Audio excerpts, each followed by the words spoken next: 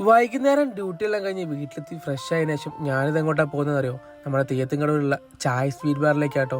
കൊടിയത്തൂരിലെ majestic ക്ലബിന്റെ ഒരു ഇഫ്താർ meet ഉണ്ടായിരുന്നു കേട്ടോ.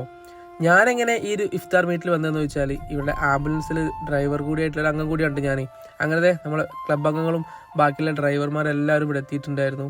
എല്ലാവരും ബാങ്കിന് വേണ്ടിയിട്ടുള്ള വെയിറ്റിംഗ് ആയിരുന്നു കേട്ടോ. അങ്ങനത്തെ ബാങ്ക് വിളിച്ചു.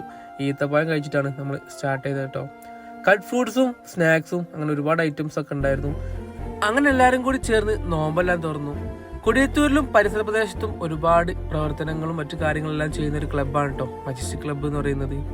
അങ്ങനെ നോമ്പ് തുറന്നതിന് ശേഷം ബാക്കിയുള്ള എല്ലാ ആൾക്കാരും പള്ളിയിലേക്ക് നിസ്കരിക്കാനായി പോയ സമയത്താട്ടോ നമ്മൾ പള്ളിയിൽ പോകാത്ത ആൾക്കാർ ഫുഡും കാര്യങ്ങളും സെറ്റ് ചെയ്തത്. നല്ല ബീഫ് ബിരിയാണിയും അതിൻ്റെ കൂടെ തന്നെ നല്ല ചിക്കൻ 65 എടുത്തിട്ടുണ്ടായിരുന്നത്. ഞാനും റിനീഷ് പാപ്പനും പിന്നെ വേറെ ആളും കൂടി കേട്ടോ ഇതെല്ലാം സെറ്റ് ചെയ്തിട്ടുണ്ടായിരുന്നത്. അങ്ങനത്തെ ഫുഡെല്ലാം സെറ്റ് ചെയ്തു. നല്ല അടിപൊളി ഫുഡ് ഉണ്ടായിരുന്നു കേട്ടോ. അങ്ങനെ ഫുഡെല്ലാം കഴിച്ച് എല്ലാവരോടും യാത്ര പറഞ്ഞ് നേരെ വീട്ടിൽ പോയി.